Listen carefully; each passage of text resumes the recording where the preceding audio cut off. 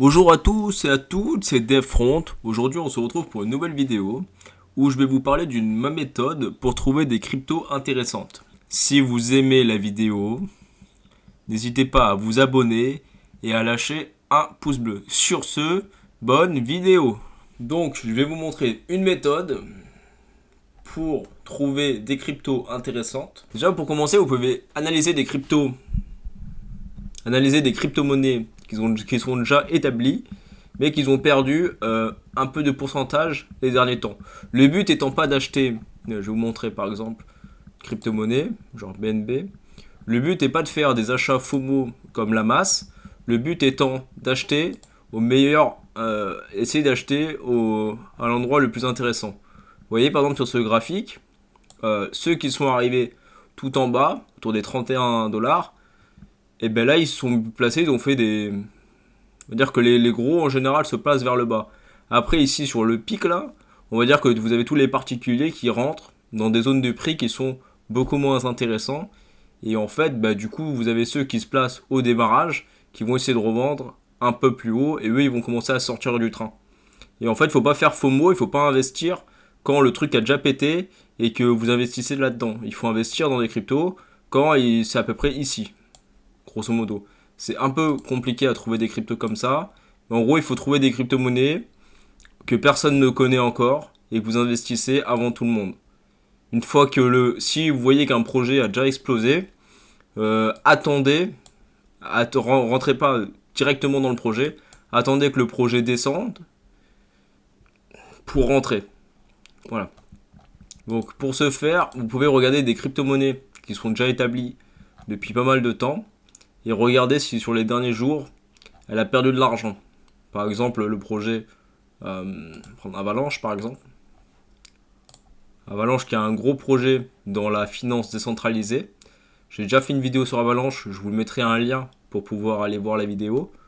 Vous pouvez voir que Avalanche, depuis son sommet le plus haut qui était à 5,45 $, vous pouvez voir qu'il a retracé autour de 46%. Donc vous pouvez l'acheter à moins 40%, moins 46% du sommet.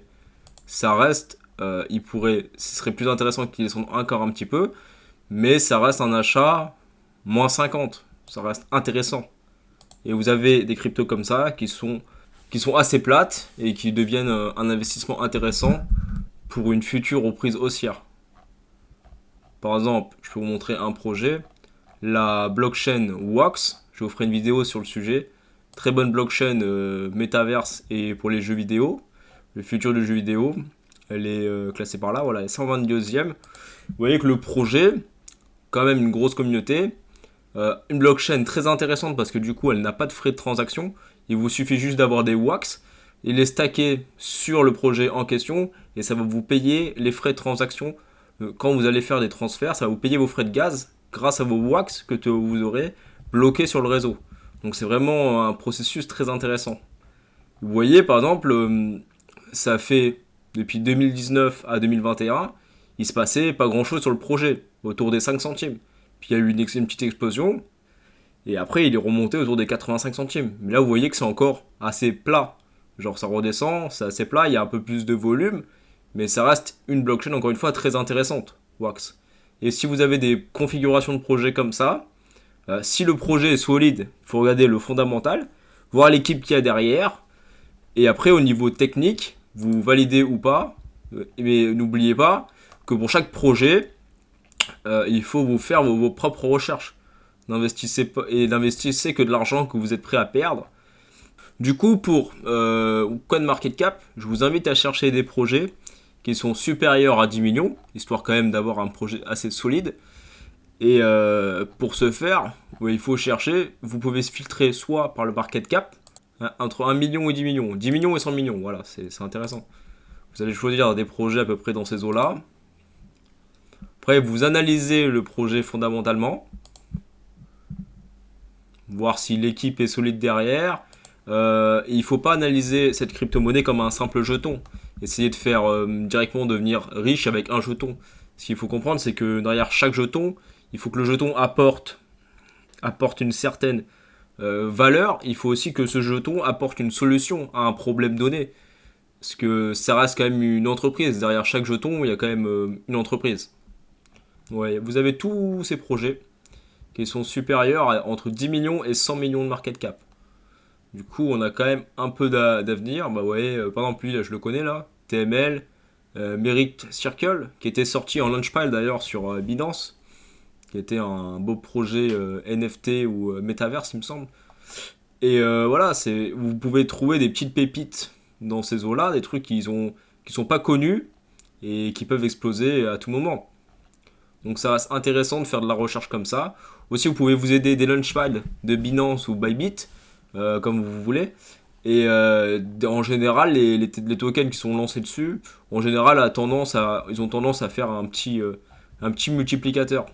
Donc ça reste intéressant. Après, vous pouvez utiliser cette méthode, donc ce site-là, CryptoRank, qui va vous permettre de savoir un peu la progression. Donc, en fait, vous pouvez, regardez, filtrer les projets par catégorie. Pour moi, les catégories qui marchent le plus, c'est les projets qui pourraient marcher dans le futur parce qu'ils ont vraiment un gros business derrière. Donc c'est tout ce qui est Oracle, Cloud Computing, Cloud Storage, enfin tous ces trucs qui traitent un peu de la donnée. L'intelligence artificielle. D'ailleurs, vous avez un projet Fetch, il me semble. Voilà, lui là, qui est relativement très intéressant parce qu'il traite une vraie problématique sur l'intelligence artificielle. On va dire combien il a perdu depuis son ATH. Vous pouvez voir combien il pourrait récupérer s'il retournerait à son ATH. Donc vous avez, c'est intéressant, vous pouvez mettre comme ça. Et en fait, donc, vous voyez qu'il a fait un ATH à 1.22. Et là, au plus bas, il a 34 centimes. Du coup, de ici, à peu près ici, vous avez voilà, moins 70%. Donc vous pouvez l'acheter, bah, en gros, à moins 70%, ça reste intéressant sur un projet qui peut être assez énorme derrière. Après, vous pouvez vous intéresser au projet DeFi. Donc ça reste des projets qui sont déjà établis. Projet DeFi. Et vous avez, bah, du coup, vous pouvez chercher ici sur Defilama. Donc ça regroupe quasiment toutes les finances décentralisées, enfin tous les écosystèmes de finances décentralisées.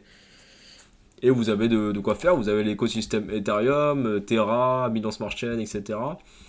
Et vous avez par exemple les plus gros protocoles, par exemple sur Ethereum, c'est Curve, qui est ici. Par exemple, vous pouvez analyser chaque jeton un par un, essayer de trouver une crypto qui est établie et qui aurait des chances de retourner sur son dernier ATH. Ça pourrait être intéressant pour vous. Du coup, là, vous pouvez tout chercher, toutes les crypto-monnaies d'un écosystème en particulier. Vous avez Terra et vous avez les dernières blockchains, parce que vous en avez quand même pas mal des blockchains. Donc des blockchains même pas connues. Bon, Ronin peut-être pas parce qu'il s'est fait attaquer, mais vous avez vraiment plein de blockchains sur le côté. Et vous pouvez regarder, voilà, c'est des bridges. Le Flux, c'est une bonne crypto qui se mine d'ailleurs en plus. Et vous pouvez voir un peu, bah, du coup, tous ces tokens qui peuvent être intéressants dans le futur. Là, vous avez tout ce qui est Oracle. Donc, le plus gros Oracle, vous voyez, c'est Chainlink. Chainlink qui est intéressant comme projet. Voilà, la crypto Chainlink qui est à 14 $. Donc, vous voyez que vous avez eu un pic de volume. Bon, là, c'était assez FOMO d'acheter là. Mais du coup, vous avez un jeton qui a dépassé son dernier bottom, donc qui reste dans une zone intéressante. Et vous voyez que vous pouvez l'acheter à moins de 74%. Ça reste intéressant vraiment à l'achat. Surtout que c'est un super gros projet, c'est un oracle. C'est un projet très intéressant. Je vous ferai une vidéo sur Chainlink si cela vous intéresse. Vous aurez dans la description tous les outils, donc CoinMarketCap, CryptoRank et Defilama pour rechercher vos pépites. Le but étant d'être un petit peu curieux si vous voulez trouver des cryptos avant tout le monde. N'hésitez pas à regarder l'équipe, l'analyse fondamentale, et n'hésitez pas à regarder l'analyse technique. Sur ce, c'était DevFront.